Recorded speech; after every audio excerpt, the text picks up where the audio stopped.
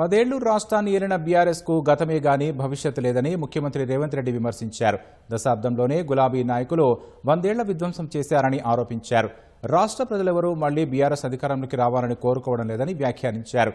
నల్గొండ జిల్లా కనగల్లో మంత్రులు భట్టి విక్రమార్క, కోమటిరెడ్డి, ఉత్తమ్తో కలిసి హ్యామ్ రోడ్లకు శ్రీకారం చుట్టారు. తెలంగాణ ఉద్యమం పేరు చెప్పుకొని వేల కోట్లు దోచుకుని దాచుకున్న వారికి ప్రజాప్రభుత్వాన్ని విమర్శించే హక్కు లేదని సీఎం రేవంత్ రెడ్డి మండిపడ్డారు. 10 ఏళ్ల గులాబీ పెద్దల పాలనలో 100 ఏళ్ల విధ్వంసం జరిగిందని నల్గొండలో జరిగిన బహిరంగ సభలో ఆరోపించారు. కేటీఆర్, హరీష్ అబద్దాలతో ప్రజలను ఏమార్చే ప్రయత్నం చేస్తున్నారని ముఖ్యమంత్రి ఆక్షేపించారు. 10 ఏళ్లు మంత్రిగా ఉంటావు, ఆర్థిక మంత్రిగా ఉంటావు, సాగునీటి పారుదల శాఖ మంత్రిగా ఉంటావు, వేల కోట్ల రూపాయలు నువ్వు దోసుకుంటావు. ఉద్యమం ముసుగులో ఫామ్ హౌస్ లో ఉన్న వాళ్ళు అధికారాన్ని చెలాయించి 69,000 కోట్ల రూపాయల అప్పులో ఉన్న తెలంగాణను 8,11,000 కోట్ల రూపాయల అప్పుల ఊబిలో ముంచి ఈ తెలంగాణను శాశ్వతంగా 10 ఏళ్లలోనే 100 ఏళ్లకు సరిపోయే విధ్వంసం చేసిన మిమ్మల్ని ఏమనాలి? మీ దోపిడీని తెలంగాణ ప్రజలు సహించాలనా అని నేను అడుగుతున్నా. నిన్న మొన్న చూస్తున్నా, ఇద్దరు తొడేళ్లలాక తెలంగాణ మీద పడి తిరుగుతున్నారు. బావమరుదులు ప్రజలందరూ కోరుకుంటున్నారు, మా ప్రభుత్వం రావాలి అని చెప్తున్నారు. ప్రజలు ఎవరు కోరుకుంటలేరు, మీ కుటుంబం కోరుకుంటుంది. మీ దోపిడీ దొంగతనాలలో మీకు అండగా నిలబడ్డ వాళ్ళు కోరుకుంటున్నారు. ఈ తెలంగాణ సమాజం మిమ్మల్ని, మీ కుటుంబాన్ని శాశ్వతంగా సామాజిక బహిష్కరణ చేపట్టిండ్రు. ఇంకా భవిష్యత్తులో మీకు పదవి అనేదే ఉండదు.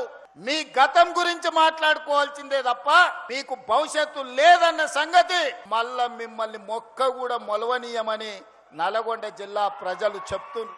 బీఆర్ఎస్ 10 ఏళ్లు తమ 2.5 ఏళ్ల పాలన అభివృద్ధి, సంక్షేమంపై అసెంబ్లీ వేదికగా ఎప్పుడైనా చర్చకు సిద్ధమని ముఖ్యమంత్రి రేవంత్ రెడ్డి సవాల్ విసిరారు. ఎవరు ఏం చేశారో ప్రజలకు సవివరంగా వివరిద్దామని కోరారు.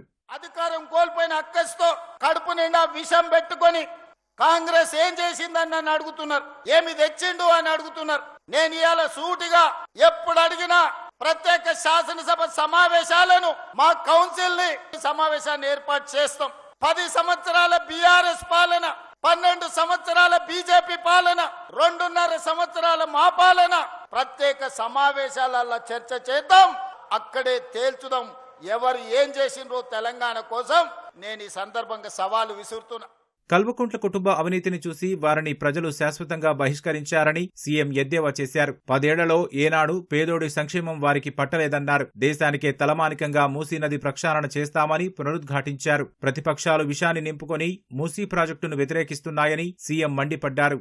వాళ్ళంటే దొరలు గడీలున్నాయి, వాళ్ళ దగ్గర దోసుకున్న వేల కోట్లున్నాయి. విద్య విషయంలో కావచ్చు, వైద్య విషయంలో కావచ్చు, సంక్షేమ విషయంలో కావచ్చు, అభివృద్ధి విషయంలో కావచ్చు, దేశానికే ఆదర్శంగా నిలబడ్డాం కదా. మరి మూసి ప్రక్షాళన చేస్తున్నందుకు ఇలా దిగిపోవాలనా, దేనికోసం దిగిపోవాలని నేను అడుగుతున్నా. పాపాల బైరోడ్ వస్తే ఏం చేస్తాడయా?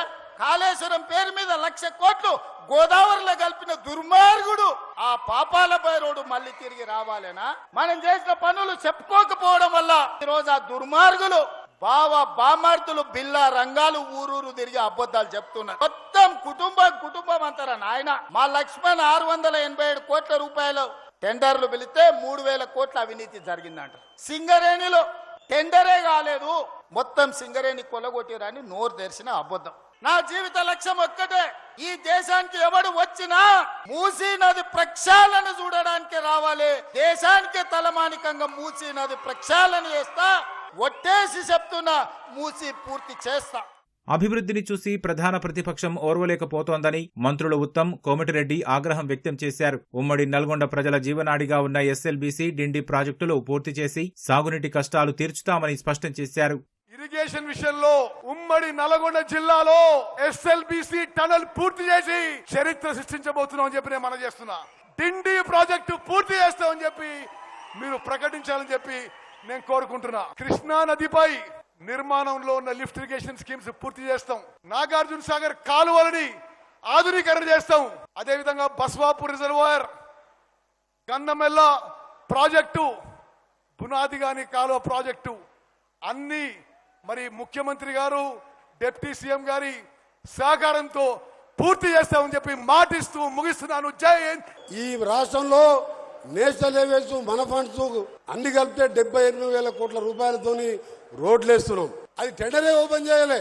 ఆ పని నాయకుడు ఏమంటాడంటే ఇందులో స్కామ్ జరిగింది అంటాడు. ఏది చేద్దామన్నా కాళ్ళల్లో కట్టబెట్టే విధంగా టెండర్లు ఓపెన్ అయినాయి, పబ్లిక్ డొమైన్ లో ఉన్నాయి, రేపటికెళ్ళి పనులు నడుస్తున్నాయి. పోయి రేట్లు చూసుకో. కాంగ్రెస్ అంటే పార్టీ శాశ్వతమైన పార్టీ, పూటకు పేరు మార్చుకునే పార్టీ కాదు. మన టీఆర్ఎస్ ఇవాళ బీఆర్ఎస్, ఎల్లుండి ఏ పార్టీ అంటుంటది? హెచ్ఆర్ఎస్ ఉంటది. హెచ్ఆర్ఎస్ అంటే హరీష్ రావు రాష్ట్ర సమితి. మీకు పార్టీ పేరే పూటకో పార్టీ మారుతారు, పేర్లు మార్చుకునే మీరు మమ్మల్ని విమర్శిస్తారా? అంతకుముందు నల్గొండ జిల్లా నుంచే హ్యామ్ రోడ్ల నిర్మాణానికి సీఎం రేవంత్ రెడ్డి శ్రీకారం చుట్టారు. కనగల్లో హ్యామ్ రోడ్ల పైలాన్ను ముఖ్యమంత్రి ఆవిష్కరించారు. కార్యక్రమంలో డిప్యూటీ సీఎం భట్టి విక్రమార్క, పౌర సరఫరాల శాఖ మంత్రి ఉత్తమ్ కుమార్ రెడ్డి, రోడ్లు భవనాల శాఖ మంత్రి కోమటిరెడ్డి వెంకటరెడ్డి పాల్గొన్నారు. రాష్ట్ర వ్యాప్తంగా 13,000 కోట్లతో హ్యామ్ రోడ్ల నిర్మాణ పనులు రాష్ట్ర ప్రభుత్వం చేపట్టనుంది. హ్యామ్ విధానంలో 6,092 కిలోమీటర్ల మేర 441 రహదారులను ప్రజలకు అందుబాటులోకి తెచ్చేలా కార్యాచరణ సిద్ధం చేసింది. నల్గొండ జిల్లాలో సుమారు 1,100 కోట్లతో రోడ్ల అభివృద్ధికి సర్కార్ నడుం బిగించింది. నల్గొండ వైద్య కళాశాల నుంచి మేళ్లదుప్పలపల్లి, దర్వేసిపురం నుంచి డిండి వరకు, చిట్యాల నుంచి భువనగిరి వరకు హ్యామ్ విధానంలో రోడ్ల విస్తరణ చేపట్టనున్నారు. అనంతరం నల్గొండ కార్పొరేషన్లో తొలిదశ తాగునీటి ప్రాజెక్టు పనులకు సీఎం శంకుస్థాపన చేశారు. 83 కోట్లతో తొలిదశ తాగునీటి శుద్ధి కేంద్రం పనులకు శ్రీకారం చుట్టారు. మహిళా సంఘాల సభ్యులకు వడ్డీ లేని రుణాలకు సంబంధించిన చెక్కులను సీఎం అందజేశారు.